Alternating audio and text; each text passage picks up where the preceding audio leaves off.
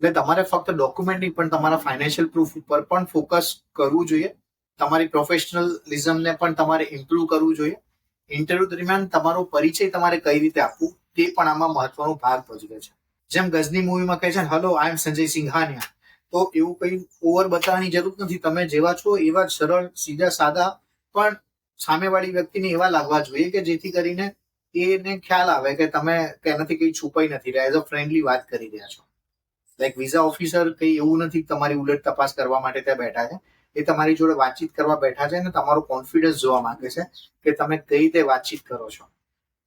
એ લોકોને આની ઘણી બધી માહિતી આપવામાં આવી અને આનાથી એ લોકોને ટ્રેન કરેલા હોય છે. એટલે મેઇન આ ઇમ્પોર્ટન્ટ વસ્તુ છે કે ઇન્ટરવ્યુની અંદર તમારે આ અવેરનેસને ખૂબ જ ધ્યાન રાખવું જોઈએ. હવે તમે ઝી ઇમિગ્રેશનની અમારી આ ચેનલ સાથે કનેક્ટ રહેશો તો અમે તમને અપડેટેડ નવી માહિતી આપીશું, જેથી કરીને ઇન્ટરવ્યુ માટે તમારે શું કરવું અને તમારો કોન્ફિડન્સ કઈ રીતે